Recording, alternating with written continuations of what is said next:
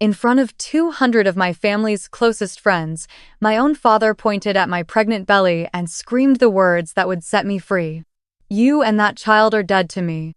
My name is Anne Marie Prescott, and the night my life fell apart, it did so under the glittering chandeliers of the Greenwich Yacht Club.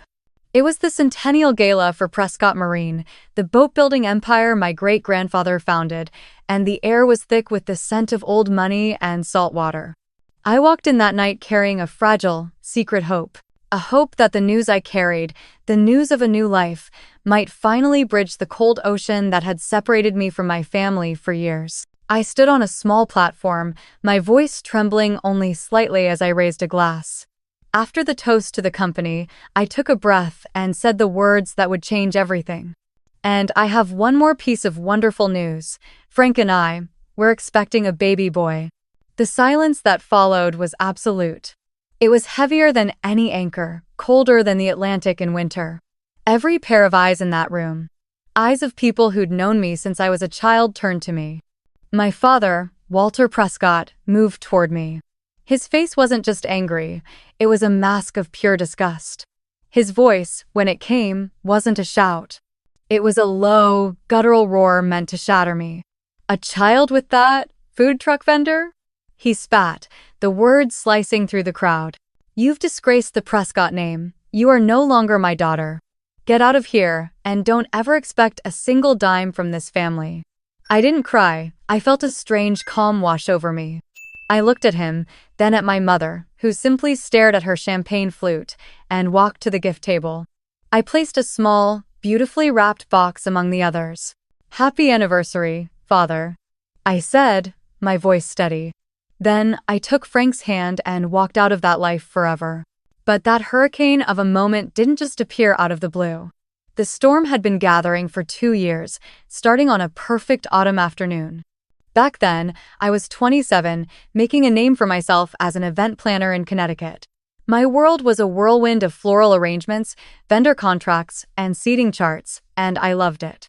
I was good at creating perfect moments for other people, even if my own life felt like it was lived under the constant, heavy shadow of the Prescott name. Then I met Frank Miller. I had organized the annual Westport Food Festival, and his truck, the Salty Dog, had a line stretching halfway down the block. He was serving gourmet lobster roll burgers on brioche buns, and he moved with a quiet confidence that was more powerful than any boardroom bravado I'd ever seen. We talked for hours after the festival closed, surrounded by the smell of grilled onions and the cool night air. He was real, grounded, and his passion wasn't for legacy or status. It was for creating something beautiful and delicious with his own 2 hands. When I first brought him home for dinner, the tension was so thick you could cut it with a steak knife. My father, Walter, grilled him about his business model and quarterly earnings as if he were a hostile takeover target. My mother, Betty, smiled her tight, polite smile and asked if he had a 5-year plan to transition into a real restaurant. My sister, Peggy, barely looked up from her phone, except to smirk when Frank admitted his truck ran on propane. I defended him, my voice tight, saying he was building a business from scratch, something real and honest. My father just scoffed. "It's a hobby, Anne Marie, not a legacy." It was the first time I realized that their love was conditional, tied to a version of me they wanted, not the person I was becoming. Have you ever had to defend someone you love to your own family, feeling that deep, painful divide start to form? It's a terribly lonely feeling.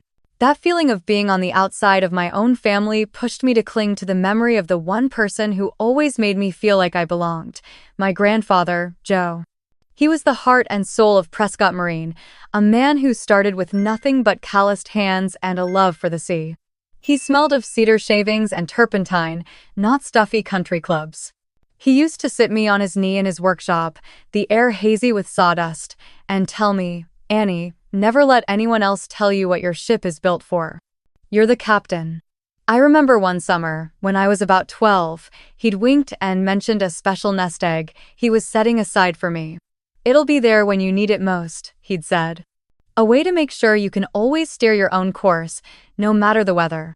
I'd mostly forgotten about it, dismissing it as the sweet ramblings of a doting grandfather. Then, about 3 months before the gala, I ran into Mr. Donovan, my grandfather's old lawyer, at a cafe. He was a kind man with gentle eyes that always held a hint of concern when he looked at me. He asked about Frank, about my work, and as I spoke, I could see a quiet struggle behind his gaze. Finally, he sighed and motioned for me to sit. "Anne-Marie," he began, his voice low. "Your grandfather loved you dearly. He made certain provisions to protect you, to ensure your independence." My heart started to beat a little faster. He continued, choosing his words carefully. "He established a trust fund in your name, to be activated when you started a family of your own." I must have looked confused, because he then laid it all bare. "It's worth $2.5 million. The ceramic coffee cup rattled in my hand. $2.5 million. It wasn't real. My grandfather's words from all those years ago came rushing back, not as a fond memory, but as a hidden truth. And in that instant, I understood my parents' suffocating control wasn't just about snobbery. It was about keeping me from a fortune that would set me free. $2.5 million. The number just hung in the air between us, seeming to suck all the oxygen out of the small cafe. For a moment, I couldn't process it. It was like a number from a movie, not something that could possibly be connected to my life. I just stared at Mr. Donovan, my mind racing to connect the dots. The constant criticism of Frank, the relentless pressure to marry someone suitable, the way they'd tighten their grip every time I showed a spark of independence, it all started to make a sickening kind of sense. But Mr. Donovan hadn't finished. He leaned in closer, his expression grave. "Anne-Marie, the money is only half of it. It was a failsafe. The real legacy, the part your father never wanted you to know about, is in the company itself." He slid a folded, yellowed document from his briefcase. It was a copy of my grandfather's will. He pointed to a specific clause. My eyes scanned the legal text, but 3 words jumped out at me. 20% equity. My grandfather hadn't just left me money. He had left me a piece of his soul, a significant stake in Prescott Marine. It wasn't just a golden parachute, it was a seat at the table. A voice, power. The truth hit me with the force of a physical blow. They weren't just protecting their social standing, they were protecting their control over the entire Prescott empire. My 20% stake, combined with other minority shareholders, could challenge my father's absolute authority. My grandfather, in his wisdom, had seen his son's greed and had given me the one thing Walter couldn't stand to share: power. He had given me a sword and a shield, and my parents had spent my entire life trying to convince me I was born to be a damsel in distress. The betrayal was so profound, so complete, it stole my breath. It wasn't just about money anymore. They had tried to steal my birthright. I left that cafe with the world spinning off its axis. Frank was my rock, the only person I told. For weeks, that secret sat between us, a heavy, unspoken truth about the family I thought I knew. And just as I was drowning in that darkness, a small ray of light appeared. 2 pink lines on a pregnancy test. Frank's joy was so pure, so absolute, it was like an anchor in the storm. We were having a baby. And a foolish, hopeful part of me thought this could be the thing to fix it all. A grandchild could melt their hearts, right? It could make us a family again. I decided I would tell them at the gala, a grand gesture of peace. I clung to that hope, especially when it came to my sister, Peggy. We'd always been different. I was the quiet one. She was the social butterfly who'd embraced the Prescott lifestyle without question. But she was my sister. I believed, deep down, that blood was thicker than champagne and country club politics. I was so wrong. The Sunday before the gala, I went to my parents' house for a tense family dinner. I left my purse on a console table in the foyer. Tucked inside was the first ultrasound photo of my baby, a tiny flickering image I'd planned to show them. Looking back now, I see it all so clearly. I remember walking out of the dining room and catching Peggy standing a little too close to that table, a strange glint in her eye. She jumped when she saw me and her smile was brittle. "Feeling okay, Annie?" she'd asked, a little too sweetly. "You look a little pale." I didn't think anything of it then. But standing on that stage at the gala, when I announced my pregnancy and saw not shock, but cold, rehearsed fury on my father's face, I knew. They already knew. Peggy hadn't just seen the photo, she had run straight to them. My joyful news wasn't a surprise. It was a trap, and my own sister had been the one to set it. As my father's words echoed in that silent, cavernous room, something inside me shifted. The hurt didn't vanish, but it crystallized into something hard and sharp: resolve. This wasn't a spontaneous outburst of anger from my father. This was a premeditated execution, a carefully planned ambush by my entire family. They had intended to break me, to humiliate me into submission right there, in front of everyone we knew. In that moment, my grandfather's voice was so clear in my head. "You're the captain, Annie. And a captain doesn't abandon ship, they fight." I didn't run. I stood there for a second, letting their hatred wash over me, and then I made my move. I walked calmly to my table, ignoring the hundreds of staring eyes, and opened my evening bag. I took out a small, cream-colored note card and a pen. The scratching of the nib on the paper was the only sound in the room. My hand didn't shake. I wrote 7 simple words that I knew would detonate the carefully constructed world of Walter Prescott. I know about the trust. And the stock. I then took out the small, velvet box I'd brought. Inside was a tiny, silver baby spoon, something I had imagined giving to my mother with tears of joy in her eyes. Now, it felt like a weapon. I tucked the note under the spoon, closed the lid, and walked the longest 10 yards of my life to the main gift table. The crowd parted from me like I was a ghost. I could feel their judgment, their pity, their morbid curiosity. I ignored it all. I placed the box gently among the other lavish gifts. That soft thud was my declaration of war. My final words. "Happy anniversary, Father," weren't a courtesy. They were a promise. A promise that this anniversary would be the last one they would ever celebrate in peace. Walking out of that club wasn't a retreat, it was an advance. I had just left a ticking bomb behind, and I couldn't wait to hear it go off. The moment we got into Frank's truck and pulled onto the silent, moonlit road, the adrenaline hit me. My hands were trembling, but not from fear. It was the electrifying hum of a battle just begun. Frank drove, one hand steady on the wheel, the other covering mine. He didn't say anything, he just let the silence hold us. It lasted for about 15 minutes. Then, my phone lit up the dark cab. The name Father glowed on the screen. The vibration felt like a shockwave against the leather seat. I stared at it, my heart pounding, and did something I'd never done before. I let it ring. He immediately called back. I ignored it again. Then Mother flashed on the screen. Then Peggy. It was a frantic, desperate symphony of their panic, each call a testament to the bomb I'd just detonated. After the 5th missed call, a voicemail notification popped up. I put it on speaker. It was my father, but his voice was stripped of its usual booming authority. It was strained, tight with a fury that was quickly dissolving into raw panic. "Anne-Marie, call me back this instant," he demanded, but there was a crackle of desperation in his tone. "This is a private family matter. You've misunderstood the arrangements your grandfather made. We need to discuss this." Frank and I just looked at each other. He didn't need to say a word, his eyes said it all. It worked. For the first time in my life, I wasn't the one who was afraid. They were. My mother's tearful voicemail came next, pleading for me to come home so we could fix this. After years of their control, their panic was the sweetest sound I'd ever heard. I opened a new text message, addressed it to all 3 of them, and typed 2 words. "Too late." I hit send. Then, one by one, I blocked their numbers. The silence that followed was the sound of my own freedom. I woke up the next morning in Frank's sun-drenched apartment above his commissary kitchen, and for the first time in my life, I felt truly light. The air smelled of coffee and yeast, not the suffocating perfume of my mother's repressed anger. I thought, this is it. This is the first day of my real life. That beautiful, peaceful illusion lasted for exactly 2 hours. My phone buzzed with a text from my best friend, Wendy. It wasn't a message of support.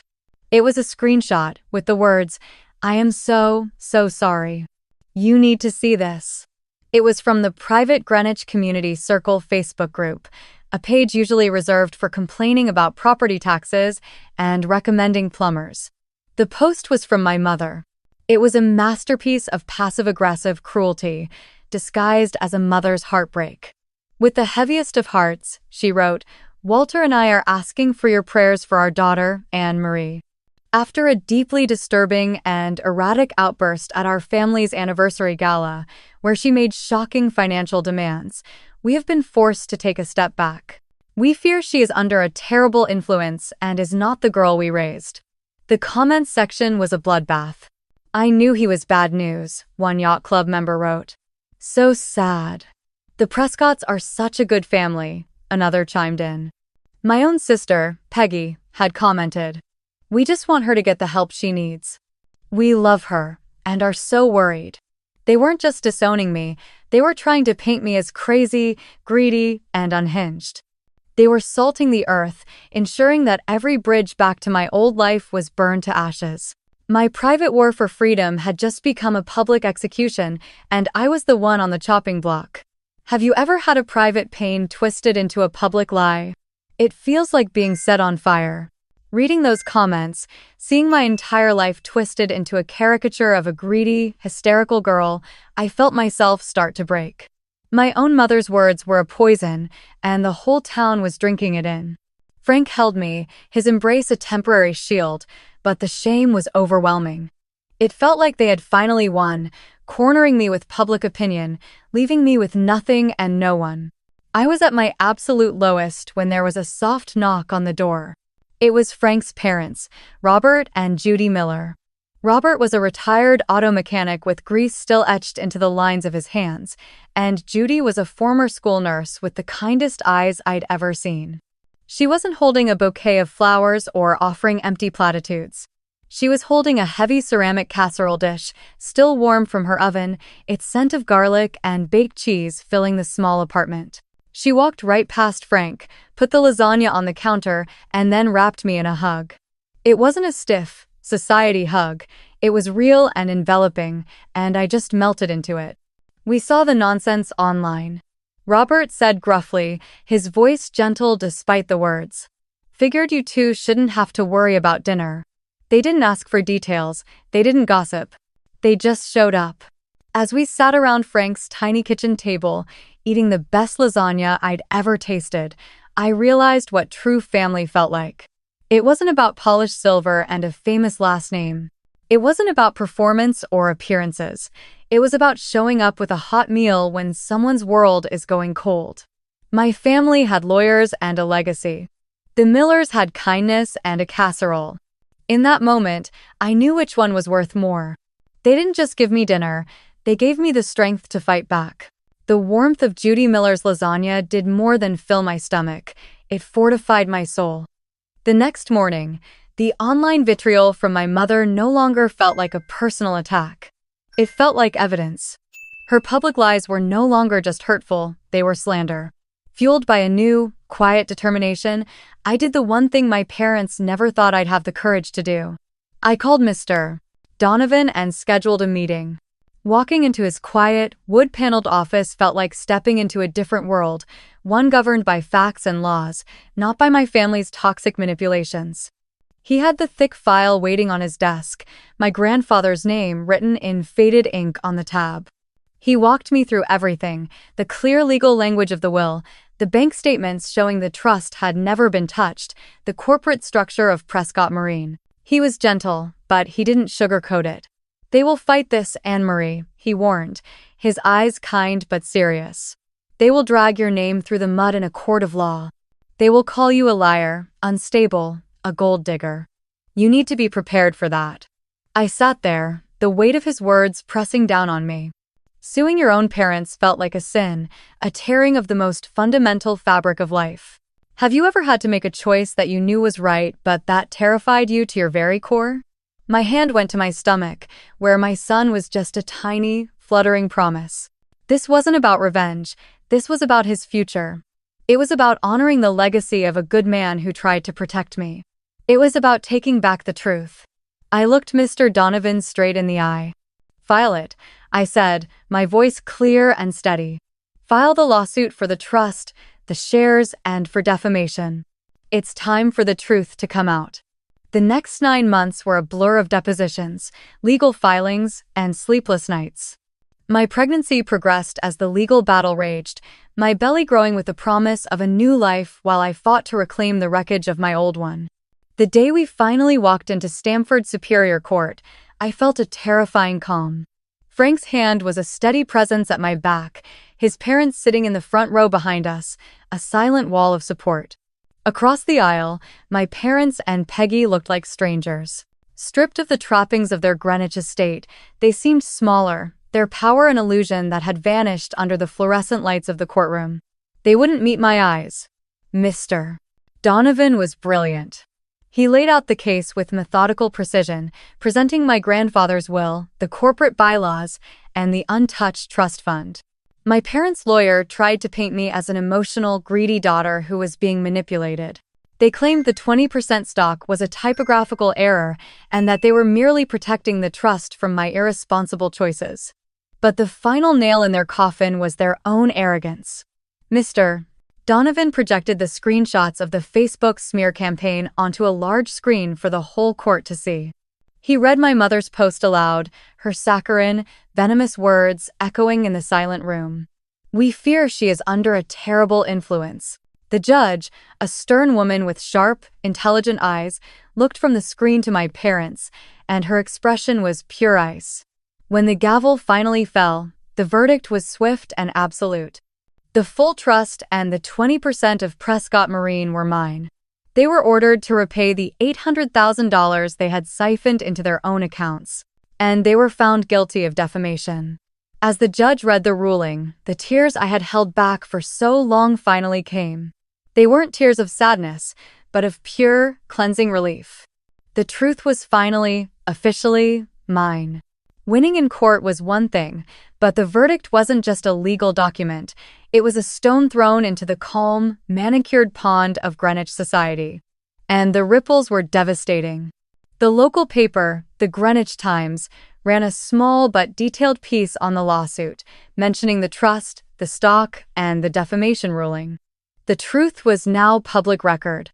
My friend Wendy kept me updated. My parents, who once held court at the yacht club, were now treated like ghosts. Invitations to charity galas and weekend sailing trips mysteriously stopped arriving. My mother was quietly asked to step down from her position on the hospital's fundraising board. The very people who had piled on with judgment in that Facebook group were now the ones whispering about my father's staggering greed over cocktails. Their social currency, the only thing they truly valued, had been rendered worthless overnight. But the real collapse happened at Prescott Marine. The news that Walter Prescott had committed fraud against his own daughter and grandchild sent a shockwave through the board of directors.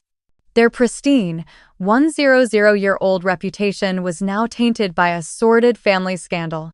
An emergency meeting was called. My father, the man who ruled that company with an iron fist for 30 years, was forced to step down as CEO. He didn't lose his company to a hostile takeover, he lost it to his own arrogance. It's strange how quickly a reputation built on lies can shatter, isn't it? Have you ever witnessed someone's carefully crafted image just fall apart when the truth came out? From the quiet of our apartment, where Frank and I were assembling a crib, I watched their world unravel. I wasn't doing anything to them. I was simply living my life.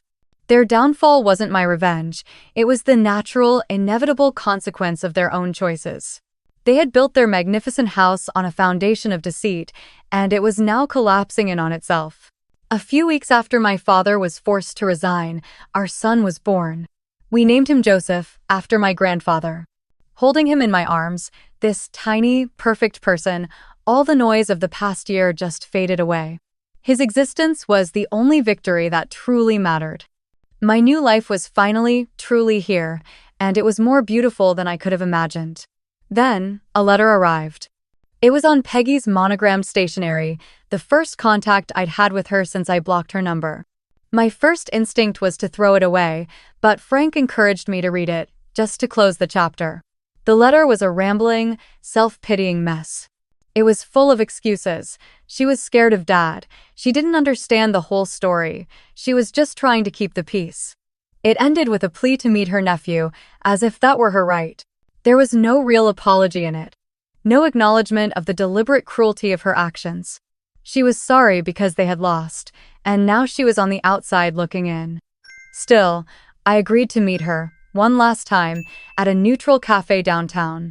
I brought Joseph with me, sleeping peacefully in his carrier. She cried as soon as she saw me. "I'm so sorry, Annie," she whispered. "I miss my sister." I looked at her, at the sister who had stood by and watched our parents try to annihilate my future, and I felt nothing but a profound sadness for what we'd lost. An apology would have been a phone call the day after the gala, Peggy, I said, my voice quiet but firm. Not a letter, a year later, after the court case is settled. You didn't just pick a side, you helped them bait a trap for me and my son. I can't let that back into his life. Or mine. I stood up, leaving my coffee untouched. "I hope you find peace, Peggy. I truly do." And I walked away, not with anger, but with the quiet strength of a mother protecting her child from a world I knew all too well. 2 years have passed since I walked out of that cafe, and the life Frank and I have built is beyond anything I could have dreamed of. We used a portion of the trust to buy a beautiful old colonial house on a quiet, tree-lined street a few towns over. It's not a sterile mansion. It's a home filled with the scent of Frank's cooking and the sound of our son Joey's laughter as he chases our golden retriever in the backyard. My father had sneered that Frank's food truck was a hobby. Well, that hobby is now the Salty Dog, a brick-and-mortar restaurant downtown that has a 2-month waiting list for reservations. He was named Best New Chef in Connecticut magazine last spring. His success is the sweetest vindication, a testament to the passion my parents were too blind to see. As for Prescott Marine, I took my seat on the board of directors. I don't go to the meetings seeking revenge, I go seeking to honor my grandfather's true vision. My first proposal was to create the Joe Prescott Legacy Fund, a program that uses a percentage of company profits to provide college scholarships for the children of the carpenters, electricians, and craftsmen who are the true heart of the company. My father saw the company as a monument to himself. I see it as a family of skilled artisans, and now we are finally taking care of them.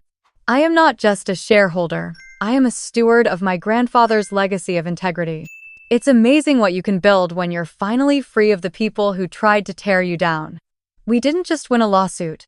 We won the right to define our own success, and we've built a life richer and more authentic than my parents' money could ever buy. Every now and then, I'll hear a piece of news about my parents. They sold the large estate in Greenwich and moved to a condo down in Florida. Their world, once so vast and important, has shrunk. I don't feel anger when I think of them anymore, just a kind of distant sadness for the life they could have had if they had chosen love over pride. They are a closed chapter, a story I no longer read. The incredible irony is that the night my father stood up and declared I was dead to him was the night I truly began to live. That brutal, public humiliation was the most liberating moment of my life, even if I couldn't see it then. It was a painful, fiery birth into the person I was always meant to become. For years, I was taught that legacy was about a name on the side of a yacht, about the square footage of your house, about the power your family wielded in a small, insular town. But my journey taught me the truth. My grandfather's real legacy wasn't the company. It was his belief in me. Frank's legacy isn't just a successful restaurant, it's the joy he creates with every plate he serves. And my legacy, the one I will leave for my son, is the unwavering knowledge that you are worthy of love just as you are, and that true family is not the one you are born into, but the one you build with loyalty and unconditional love. As I sit on my porch now, watching Frank push Joey on the swing hanging from our big oak tree, I know that this simple, perfect moment of peace is the most valuable thing I will ever own. The lawsuit was never about the money. It was about winning the right to have this. So, after all of that, what's the final lesson? What do I want to leave you with? I think it comes down to this. We are taught that family is everything, That blood is the strongest bond. But my story taught me that family is not an unbreakable obligation you must endure. Real family are the people who show up with a casserole when your world is falling apart.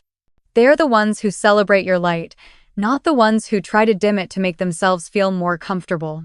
Justice, I learned, isn't always about fiery revenge. Sometimes, it's just the quiet, inevitable tide of truth washing away a foundation of lies. My parents' downfall wasn't my victory. It was the consequence of their own actions. They built their prison of pride and deceit, and in the end, they were simply forced to live in it. The question I get asked the most is if I've forgiven them. For a long time, I struggled with that. It felt like I was supposed to, like it was the noble thing to do. But I've come to understand that forgiveness is personal, and it doesn't have one single definition. I have forgiven the past by refusing to let it poison my future. I let go of the anger because it was a weight I no longer wanted to carry. But forgiving someone doesn't mean you have to let them back into your life. Sometimes the most profound act of forgiveness is forgiving yourself for needing to walk away. It's accepting that you cannot change who people are and choosing to protect your own peace. That peace is the most precious legacy of all. What's the most important lesson you've learned about choosing your own peace? I'd love to read your wisdom in the comments below. Thank you for listening.